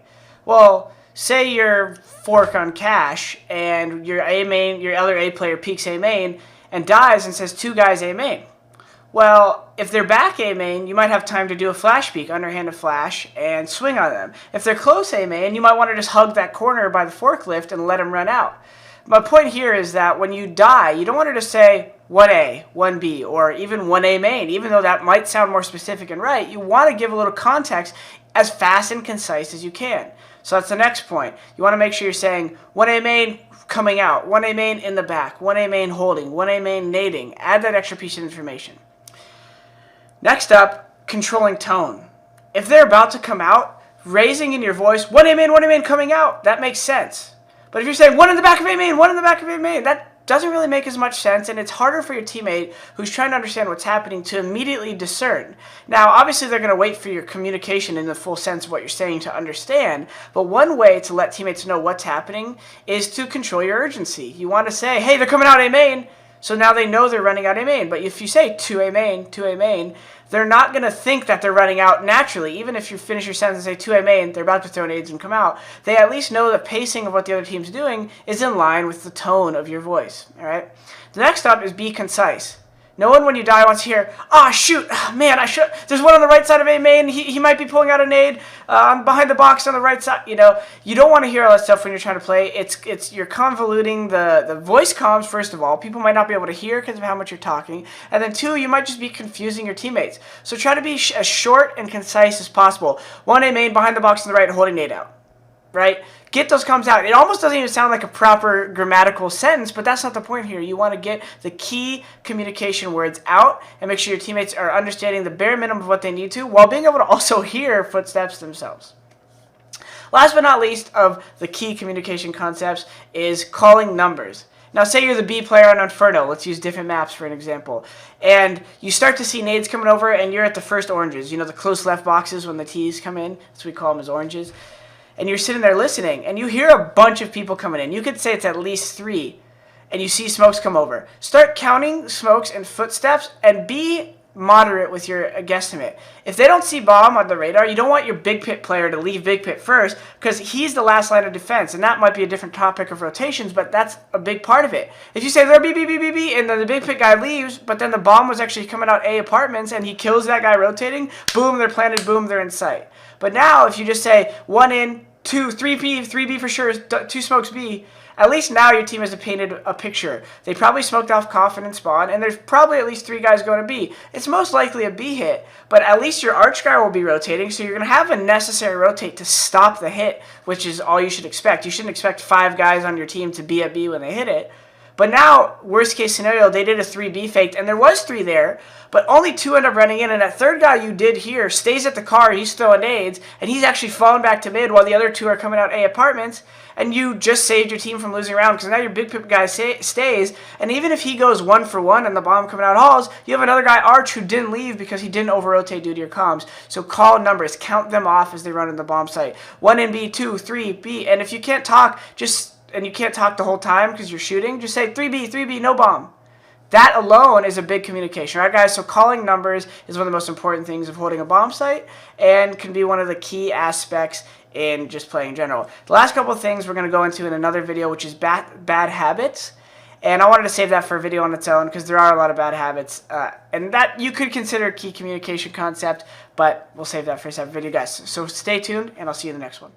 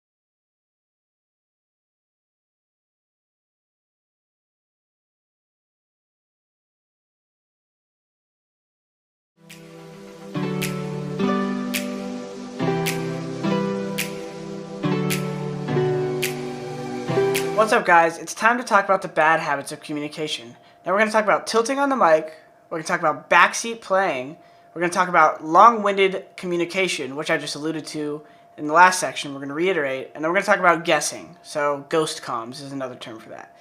Now first off, tilting on the mic. The worst thing that nobody wants to hear, it's the most easy to talk about, is, oh, one's up catwalk, how did I miss that shot, oh my, all the extra pounding on your desk, negative tone in your voice, negative whiny energy that everyone does from time to time. And it's okay, you can get away with the when's up cat, and a little bit. Even that I don't like and no pro likes, and you shouldn't accept it at any level of play.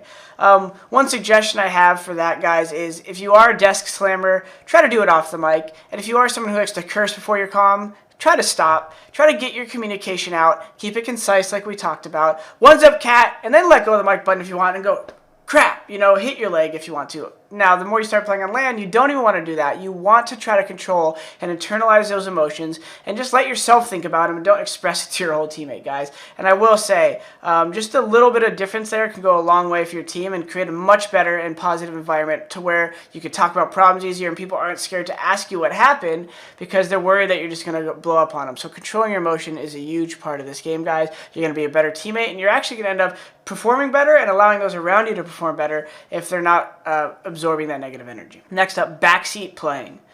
Backseat playing is really dangerous because you never know what someone's plan is, so just telling them what to do middle of the play is terrible. The only time there's a little bit of a gray area there is when you have a piece of information they don't, which is kind of up to your discretion. If you really think they don't understand something you're saying, add it in a way that is not telling them what to do, but is suggestive. Like if you think they're rotating inside on train and they don't know the guy's coming behind the connector, repeat one connector, by the way, or something. Very subtle, very quick, and maybe they actually forgot that someone made that comment or didn't hear it, and they'll turn around and play off it. But don't tell them how to play it. Backseat playing is never helping because you have a different skill set than that person, so you don't know how they want to approach the situation. Next up, long-winded communication. We already talked about this, but I want to reiterate. Guys, drawn-out sentences are only going to make it worse for the communication channel. You're not going to allow other people to talk, and you might actually make it harder for someone to even decide what to do because they're trying to process what you're saying in this full sentence, and they're not actually thinking. Don't tell it, one's running down lower ramp, I think they're peeking the right side of the box, they're coming behind the train, they're by the train. One's down lower ramp, back pop dog. One's down lower ramp by white train, peeking lower. Like, even that could be too much. You just want to say where they're at and what they're doing. One's back pop dog, pulling out a nade. If your teammate's close, pulling out a nade is a great comm. If he's not even close, that's another place where that might not even be necessary. One's out lower ramp, white train. Because if your teammate's not in threat of dying, and he's not like close bomb train near the guy or something, I'm talking about B side on train, then you don't need to worry about telling him every little detail. But you want to know where the guy's at and where he's going, especially for your rotators, for the team who might already be there, and that kind of stuff, guys. So being concise and clear and guiding your teammate is big, and it's a very bad habit when you're doing the opposite and you're drawing out your communication. And then lastly, guessing. Guys, ghost comms, which is what we call just saying, I think one's Ivy or something, because you really have this feeling, but it's maybe just your own paranoia or anxiousness about losing the round because you're dead. And just saying something, not only can it get your teammate killed or make him do something that is unnecessary, but it also, you start losing trust with your teammates. You want to create trust through making comms that you're confident in. Now, if you think someone's there, you know, there might be a way of saying, this guy usually works Ivy, but we don't know where he is. Or unknown, but this guy's usually an Ivy player. That's fine, right?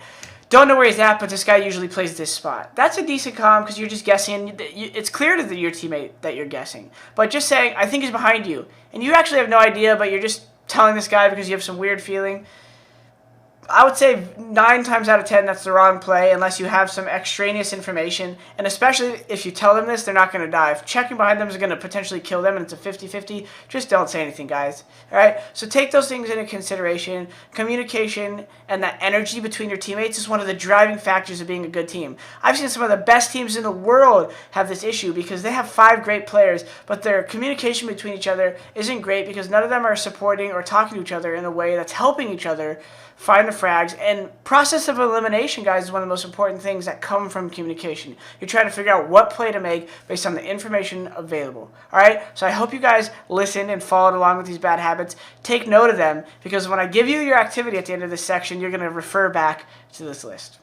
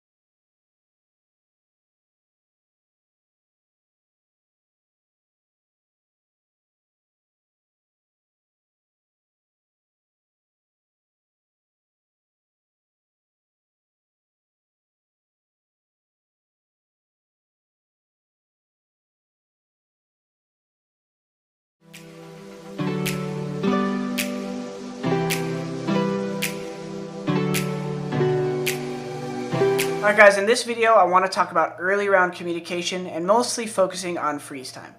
Now the first thing that I want you guys to do and create this protocol is asking for a drop by using names. Now this happens even on pro teams, but never on my team. I enforce this. If you can look at tab and see someone's money, why can't you ask the specific person you want to drop? One of the things that I really dislike is when people are just lazily, I need an AK, I need an M4, I need a drop. And then 2 people drop them, and then all of a sudden you wasted money. So make sure you're looking at who has the highest money, look at their name, make sure they already bought, do this very fast, you'll get better at it. Hey, Tom, I need an AK. Hey, Billy, I need an M4. Do it fast, tell me to drop, it's going to allow for things to be quicker and you don't have those accidents. Now, the next part is communicating fast so that you can buy fast. You need to buy fast based on spawn and what you're going to do. So, you need to be able to do asking for a drop fast, you need to communicate and buy quickly, right? And then the last part, and the most probably important part of freeze time communication, is spawn-based planning. Now, I like to use A on train for an example. We could use any bomb site for an example if you really want to put it in it. A long A on dust 2, something where you rely on other teammates for that spot, where it's not just a solo spot. I guess most spots are at least 2 people holding it at the beginning of the round. But let's just take A on train. Say I have the best spawn to go A and I'm the mid player. And I have another guy behind me who's the ladder pop dog player, right, on train. If I have the best spawn, I want it to be able to stop the rush. The best spawn is the only person who could throw a Molotov and actually hit them before the first guy gets out to the side of the train, the 6 train right there. We call it Olaf. You guys know what I'm talking about, outside team mid to the right? The only person who could really stop the guy is the front spawn. So if I have the best spawn but I'm the mid player, I'm going to actually say, hey, I'm going out mid. I'm going to Molotov T mid, and I'm going to go play close ladder room because I have the best spawn. And the only person who could kill the guy coming down ladder first is the best spawn. If you're the second or third spawn, that terrorist can get down ladder fast. Now this goes for T and CT. And in the next section, I'm actually going to talk about early round play for T and CT, and I'll expand on that.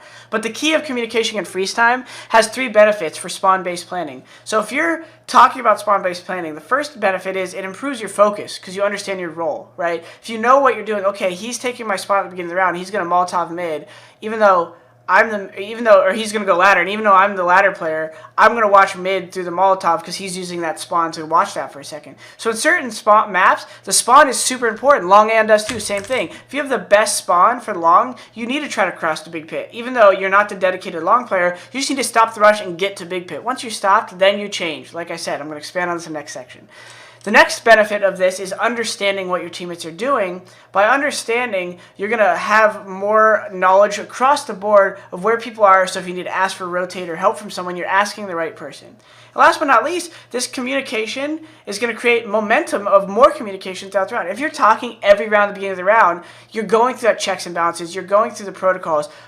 Drop, ask the right person for a drop, talk about the spawn you have, talk about the weapon and utility you have, boom, you go into the round, you plan everything, and then that communication creates momentum, which is so big, even at a pro level. When you drop this off because you lose a silly round, all of a sudden things start snowballing and you lose more rounds. Whether you're playing with a team or solo queuing, try to talk to who's playing the site and around you. It's going to create such a better environment in a solo queue, and it's going to create a lot more focus and momentum of the energy on a team, because now you guys are going to talk throughout the round. All right, I have your spot. Now let's shift and do this and this. All right? So communicate timely, use names for drops, and plan and spawn to build that momentum and focus and that good energy between the team, guys. All right?